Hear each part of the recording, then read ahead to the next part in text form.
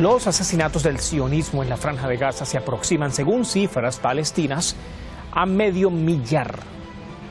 El anterior fue un fin de semana sumamente cruento.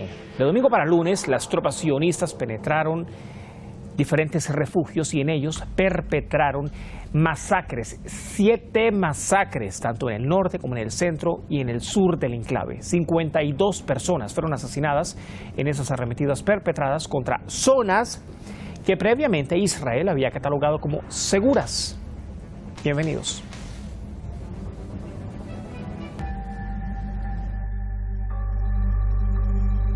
Salma cargará ahora con el recuerdo de la imagen de su madre muerta.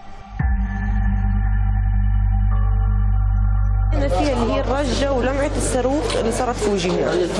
بعدها ما معناش عيش غير الحجار كلياتها فوق رؤوسنا. وأنا قعدت أشيل في الحجار عن خواتي وعن أمي إني أحس مين فيهم صاحي ومين فيهم مش صاحي. كلنا صاحيين ما عدا أمي الوحيدة اللي ما كانتش صاحية بيننا. لأن أنا مسكتها كانت إيدها هذه كلها متفتفتة.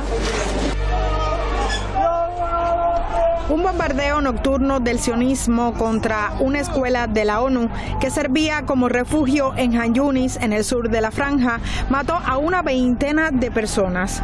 7 ataques similares en todo el enclave dejaron más de medio centenar de asesinados, uno de ellos trabajador de la prensa.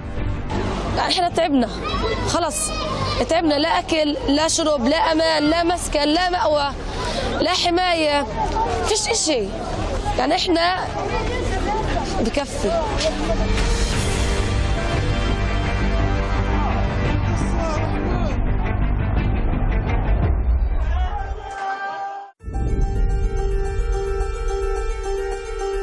Gaza vive un colapso inminente. La UNRWA vuelve a advertir de la malnutrición generalizada.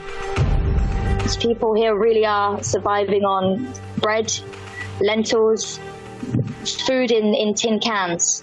In the past 4 months alone, nearly 19,000 children were hospitalized due to acute malnourishment. El hambre ha sido un solo elemento de la sanguinaria guerra del sionismo contra Gaza. Sin servicios elementales, el sufrimiento les lleva a extremos. Gaza now has the highest number of child amputees per capita than anywhere in the world. Many are losing their limbs in scenarios such as this. They're undergoing surgeries without anesthesia. Una protesta frente a la Embajada de Estados Unidos en España ha exigido el embargo armamentístico contra Israel. El sionismo es la punta de lanza del imperialismo de Estados Unidos y de la Unión Europea y en ese sentido es el enemigo común de todos los pueblos del mundo. La complicidad occidental con el sionismo deja más de 45.000 asesinados en 14 meses. Más de un año de incesantes arremetidas y los que se han llevado definitivamente a la peor parte han sido los civiles, mujeres y niños encabezando esa lista. De inmediato con nuestros analistas para esta jornada de lunes en Detrás de la Razón.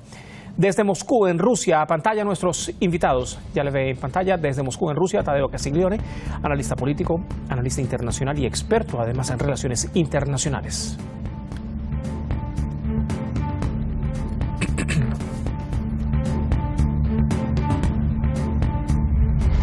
Mientras tanto, desde Barcelona, en España, nos acompaña Eduardo Luque, analista político, analista internacional, investigador, articulista y también colaborador de diferentes medios internacionales.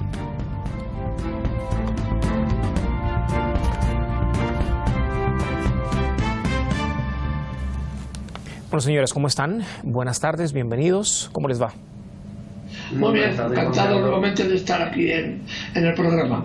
No, por favor, gracias. Gracias, Eduardo. Gracias, Tadeo. Don Eduardo, quiero comenzar con usted. A ver, los ataques contra los refugios y contra los refugiados se han recrudecido. Yo creo que desde hace aproximadamente 2 meses para acá, ojo, no estamos diciendo que no haya ocurrido ataques o que no se hayan registrado ataques, cruentos ataques, ¿no? Realmente desde el inicio del recrudecimiento del genocidio, pero pareciera que acá hay algún apuro por parte del sionismo, ¿Se podría estar anticipando el régimen a algo, Eduardo? No lo sabemos bien. El problema es de que ahora el sionismo tiene un nuevo frente de guerra abierto, que es el frente en Siria. Ha tenido que desplazar tropas hacia la zona fronteriza con Siria y está ganando terreno en esa posición, y evidentemente tiene dificultades para abastecer todos los frentes de las unidades necesarias. Entonces recrudece la acción terrorista a través del bombardeo sistemático de la aviación y de la artillería, precisamente para evitar ningún tipo de reacción, puesto que el despliegue de tantas tropas, tanto en el frente del Líbano como en Gaza, Cisjordania y ahora también en el frente sirio, implica que sus fuerzas se dilatan, ¿no? Así que recrudece su fuerza en la idea y en el pensamiento de intentar desplazar a la población palestina hacia Jordania, hacia Siria, hacia cualquier lugar que no sea la zona que históricamente han ocupado, ¿no? Así que este es el pensamiento que ahora mismo tiene el criminal Netanyahu, de expandir el territorio a la zona de los Altos del Golán. Ya ha hablado claramente de colonizar esa zona con colonos israelitas, más de lo que ya estaba, e incluso penetrar en sus colonias en el territorio que ahora ocupa Siria, ¿no? Así que veremos cómo es un amplio espectro de territorio que está ocupando el régimen de Israel a partir de la caída del gobierno sirio de Al-Assad. Tadeo, las mujeres y los niños, ya lo decíamos, lo adelantábamos, se están llevando la peor parte en medio de este genocidio. 3/4 partes corresponden de las víctimas, de los asesinados, corresponden a mujeres y a niños. Y desde fuera solamente vemos esos comunicados, esos llamados o esas declaraciones que muestran una supuesta preocupación, que exhortan al cese de hostilidades o que exhortan a un alto el fuego. Esto pareciera ser una diplomacia distractora. También lo hemos visto en la Organización de las Naciones Unidas. ¿Qué ganan acá los aliados del régimen de Israel cuando este genocidio está dejando tanto al descubierto, Tadeo? Bueno, se está ganando tiempo que parece ser lo más precioso que le queda al régimen sionista en medio de tanta debacle, en medio de tanta muerte y destrucción, y es lo que está jugando. Mientras por un lado la comunidad internacional habla de diálogo, habla de un cese al fuego, habla de detener esta matanza, por el otro lado hay una inacción total.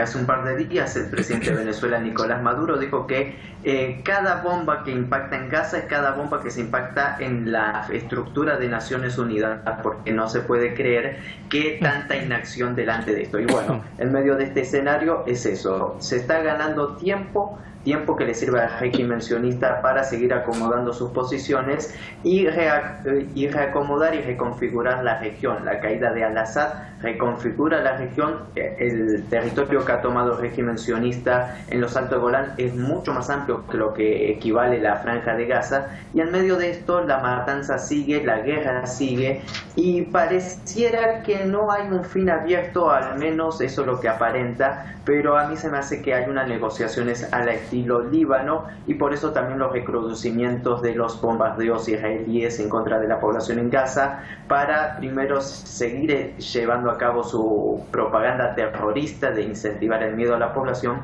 como también golpear duro antes de entrar en mesa de negociaciones seria, que fue lo que también vimos en el Líbano horas antes del anuncio del cese al fuego, por lo cual son datos a tener en cuenta, pero la complicidad de la comunidad internacional en estos hechos es innegable. Y justo ahora cuando hay un supuesto interés o una supuesta carrera por parte de Estados Unidos y el sionismo para buscar una aparente tregua o un aparente intercambio de prisioneros.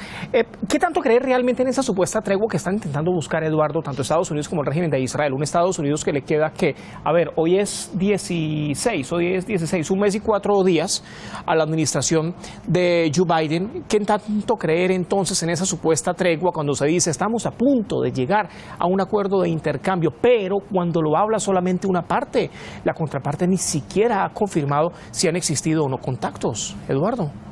Sí, evidentemente, nuevamente estamos en un momento en que la niebla de guerra nos impide ver cuáles son los escenarios. Cuesta mucho de entrever en esta situación cuáles son la situación real de las negociaciones, y evidentemente es poco creíble que la administración Biden, que ha mantenido a este régimen de Israel durante este tiempo a sangre y fuego, y gracias a la administración Biden, la administración norteamericana, se ha podido mantener el régimen de Israel en el poder, ahora haya decidido por su benevolencia buscar un acomodo, un alto el fuego entre las partes beligerantes. Este alto el fuego no sabemos si tiene algún viso de verisimilitud real. Lo que sí sabemos es de que no han podido imponer vía militar lo que pretendía Israel hasta el momento. Ni ha podido doblegar a Hezbollah en el Líbano, ni ha podido doblegar a Hamas en la Franja de Gaza, ni en Cisjordania. Así que gran parte de los objetivos que había planteado Israel son objetivos fallidos. El problema es que la caída de Al-Assad le va a dar al régimen de Netanyahu una cierta legitimidad social que va a tapar el fracaso militar que ha sufrido tanto en un lugar como en el otro, ¿no? ¿Por qué? Porque ahora, en este momento ya se hablaba de que el ejército israelí ha invadido unos 350 kilómetros cuadrados de la tierra siria, ¿no? Esto le va a permitir al régimen de Israel, sobre todo al señor Netanyahu, presentarse como el gran vencedor de esta guerra, recreando lo que se denominaba el Gran Israel, ¿no? Ese lugar simbólico donde las fronteras de Israel irían desde prácticamente el Nilo, la península del Sinaí, hasta el sur de Anatolia, ¿no? Esto es lo que va a vender ahora el régimen de Israel, cuando la situación real en la guerra ha sido una derrota hasta el momento. Ahora, la caída de Al-Assad va a implicar nuevas medidas contra la Franja de Gaza y Cisjordania, puesto que la ayuda militar que se recibía a partir de se prevé doblar el número de colonos incluso en la Cisjordania ocupada. El sionismo prevé doblar el número de colonos, duplicarlo más bien.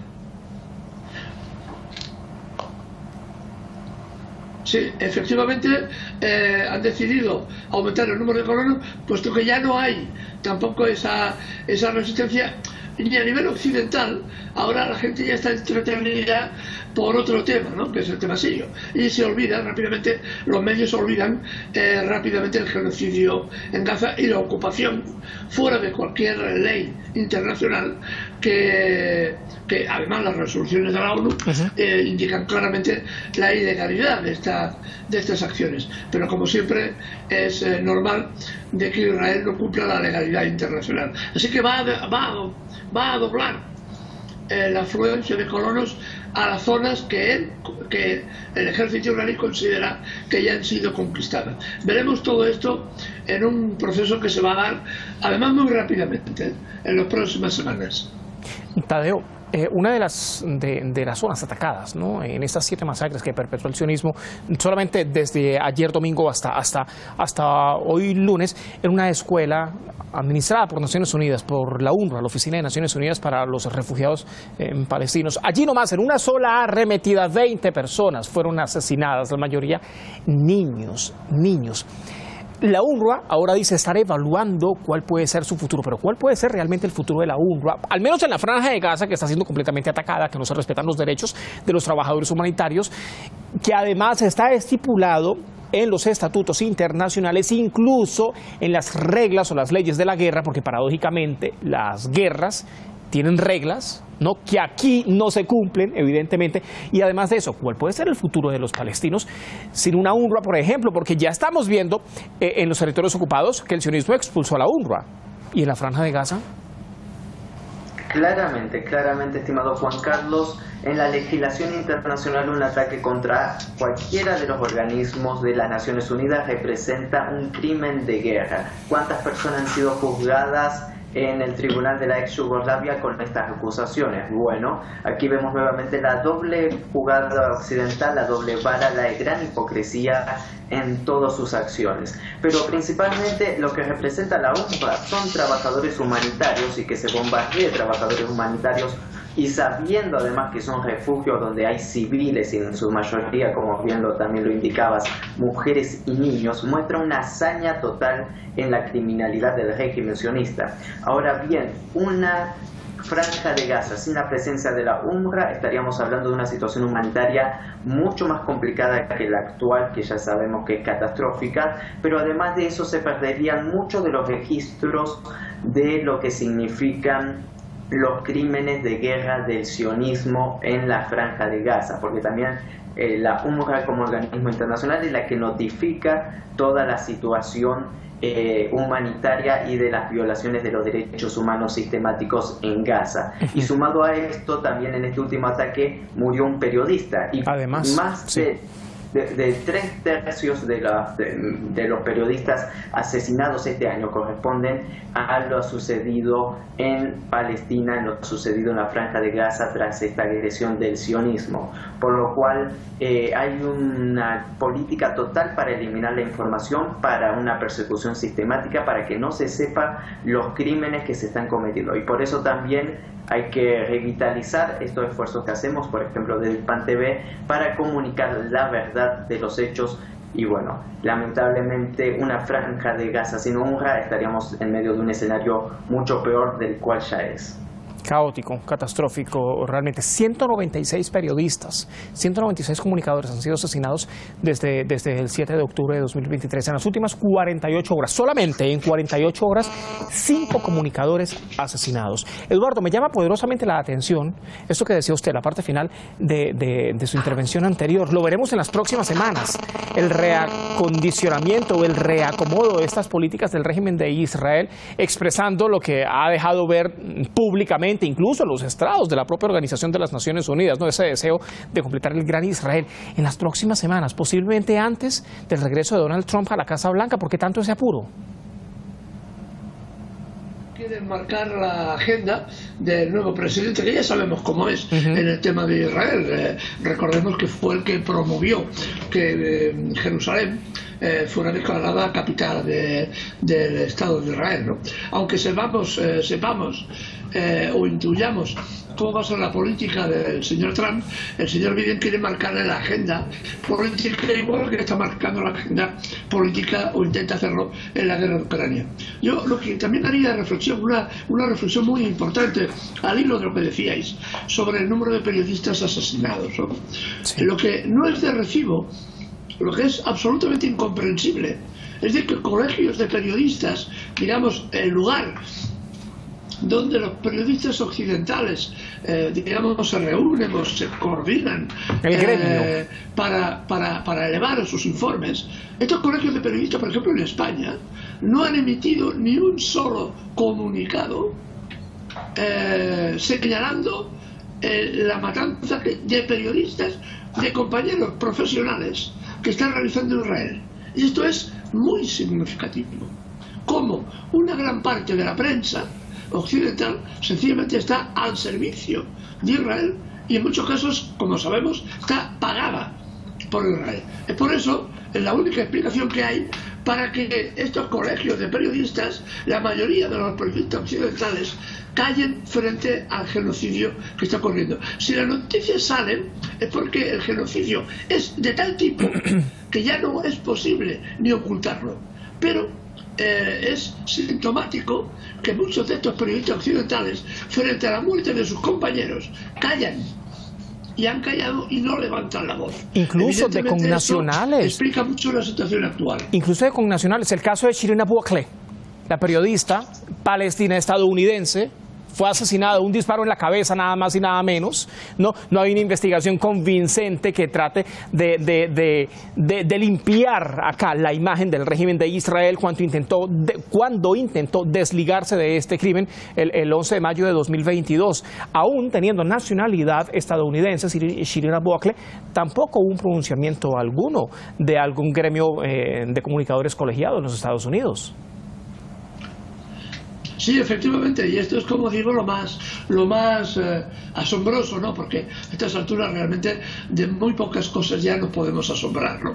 Pero es lo más significativo. Esto señala precisamente cómo los medios de comunicación están mayoritariamente al servicio del régimen de Israel. Medios como este y como otros alternativos son los únicos que están dando la voz a los que están muriendo en Gaza y los que alertan a la sociedad occidental de lo que está ocurriendo. Realmente, sin estas voces no se podría saber absolutamente nada de lo que está pasando en Gaza, en Cisjordania y en todo Oriente Medio.